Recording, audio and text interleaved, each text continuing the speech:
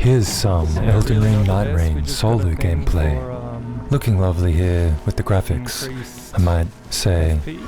So we just beaten the boss from day one and felt like it was actually going pretty well, so I decided to start recording.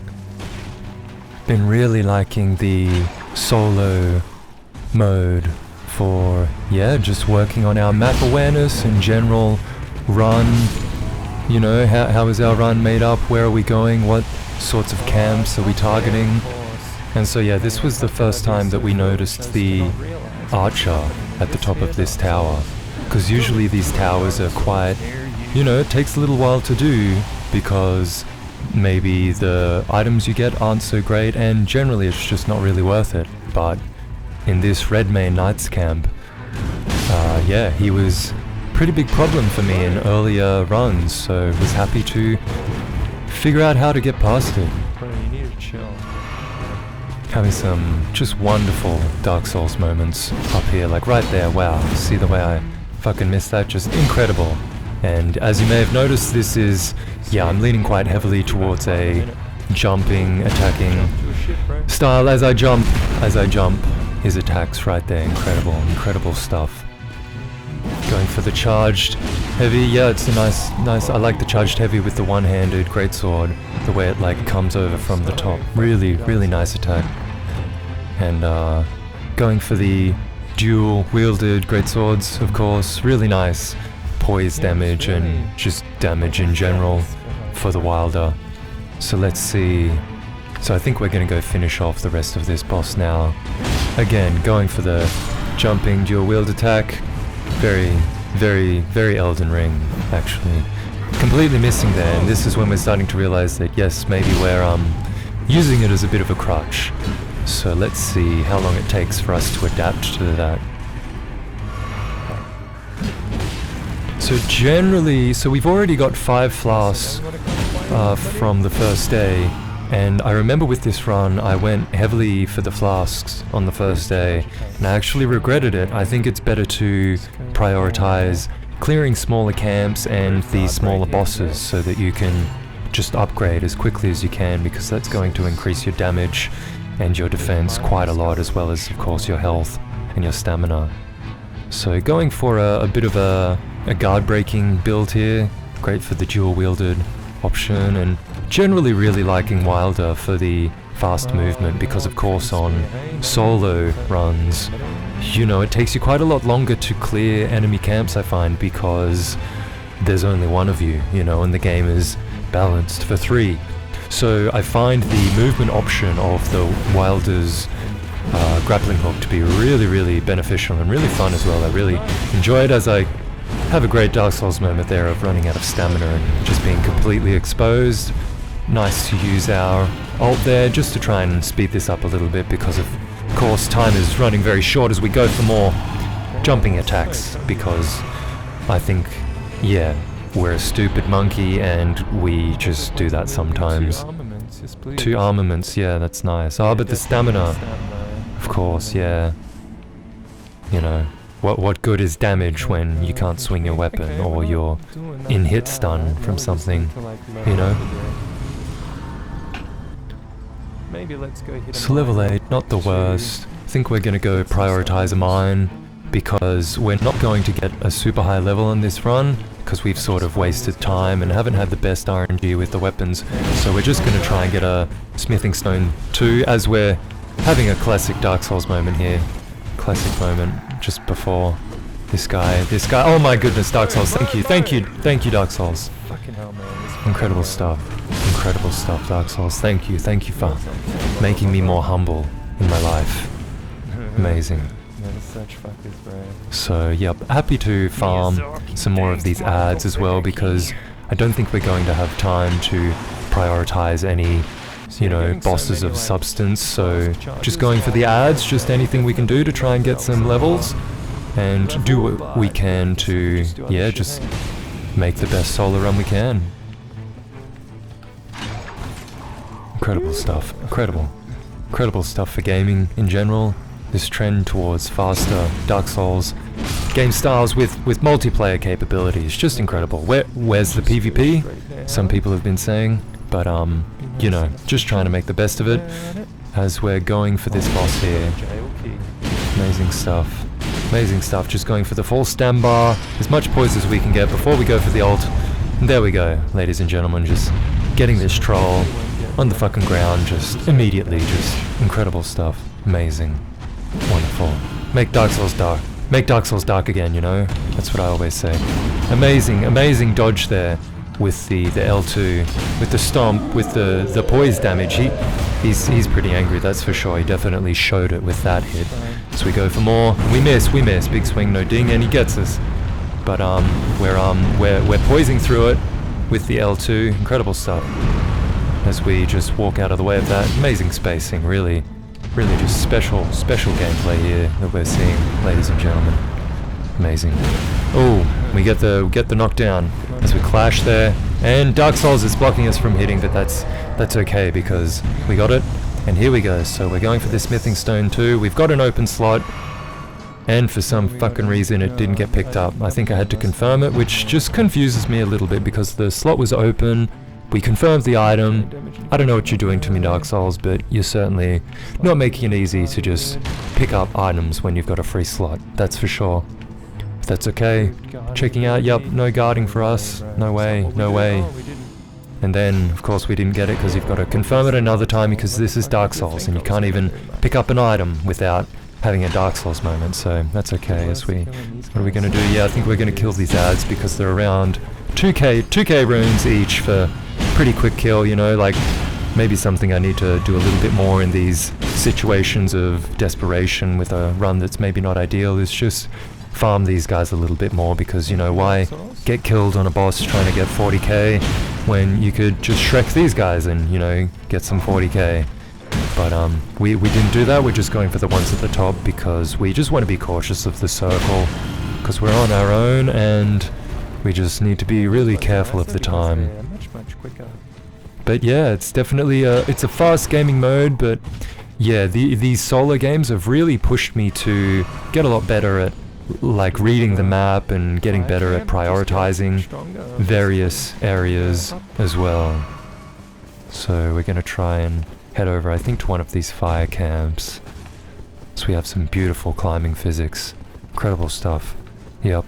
Who would have known, you know, 15 or so years ago when Dark Souls 1 first came out, who would have known that we would have been climbing like this in the year 2025? Amazing stuff.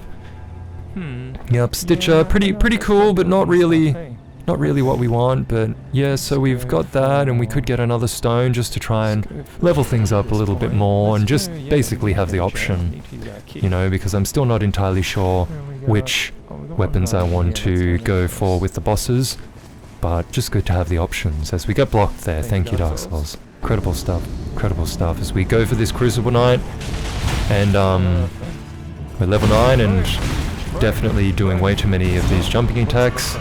Just getting our ass handed to us, 2 potions straight up, and we're doing okay damage, but it's just pretty brutal against an enemy that fucking can 2-shot you like this and just has the gall, you know, to just be so incredible stuff. As we dodge there, but he's got the follow-up. We haven't got anything. We've done no damage, used 4 potions. Incredible stuff. Yep. So we just make the judgment call, you know, because you can waste a lot of time in Nightreign. You can waste a lot of time. It's true. So, you know, regardless of the stone sword key, we're gonna stab this guy in the heart, and I think we're gonna go up to the chariots up here. Not entirely sure if we yet realize how easy it is to jump on the chariots in this game. As we're going for this, yeah, Enspo Rapier. So we're going for the passive there. And it would appear that we do not know how to clear these chariots yet, but that's okay. We're learning quickly. Fantastic stuff. Leveled up, you know, pretty decent. And we got that stone, and we only had to press it once, but we've got 2 of them, and okay, so we were able to, yeah, decent potions, decent weapons, But we're still in denial about potentially getting another level. But yeah, we just weren't able to get enough souls to get near a grace, and so here we are with the pre-boss for day 2, with a dragon and a dragon warrior. As the dragon just headbutts us straight away. We're trying to concentrate on the other character, but the dragon wanted some attention, so just happy to, you know. So he's doing acrobats over there. Acrobatics, my apologies. As we're going in for the attack. Don't know why we didn't do the flaming. I think we're just going for this poise damage. Just wanted to get him out of the way as quickly as possible because I've already used a potion. Still got a whole dragon to go before this next boss. So let's see. Amazing dodging there. Yep, going for the no charge on the ult there, so we can hopefully get it back quickly enough to make sense. As we get, yeah, we've got the stagger already, and we get it, we get the crit. Amazing stuff. Going for more of this poise damage. As he, yes, I just saw him curving around for that spin attack, but didn't quite get to dodge it. Waiting for the dragon, dodging the dragon. Right under his gooch there, we can see the hair. Thankfully that's all we can see as we dodge the tail. Amazing stuff, amazing awareness. Dark Souls, thank you. Still just going for these big poise attacks, and we've got him down already. So really nice to handle that dragon, only taking one hit dragon. Amazing, and now we've got the Nameless King, and I remember this guy a little bit from my Dark Souls 3 days, but to be honest, back then I was pretty weak, to be honest, as a person in comparison to what I am now, and I just didn't have the willpower and the courage to really learn this boss. So we're learning this boss right now, and we are learning that this boss is quite daunting. As he flies around, we can't move the camera quickly enough, but we're able to somehow dodge based on our sixth sense, ultra instincts, which is incredible stuff. Incredible stuff, Dark Souls, amazing. Getting in close to the feet as we get is that our second hit, first hit? I don't know. Going for this, trying to dodge the fire, but the fire pushes us into the other fire, and it's just unlucky basically to be on the edge of the ring like that as we dodge an attack.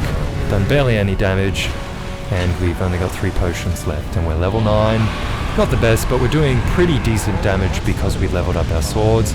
As we try to outrun the fire, but no luck. We would have been better closer to the feet, but yeah, that's where the circle is. So a little bit frustrated at the moment, but using one of our Wending Graces, I believe, to get up again.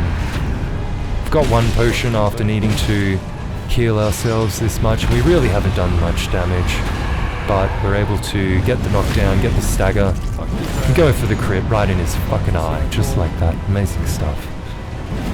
Going for the feet again, not the best. He completely whiffs that. How embarrassing. Amazing for us though. Going for damage on these feet, trying to just get him out of the way, but he is not having it as we double dodge to try and get through that wind, and we just managed to get through it. Amazing stuff. So we're trying to go for some offensive maneuvers there as we just waste the attack basically, and we're trying to do anything just to get this fucking dragon out of here. Would have been better to go for the dual hit, but that's okay. And we are prepared because we understand that there is likely going to be the second phase here as we take on this individual. And he is quick, and somehow we dodge. Amazing stuff. Dodging again. Amazing stuff.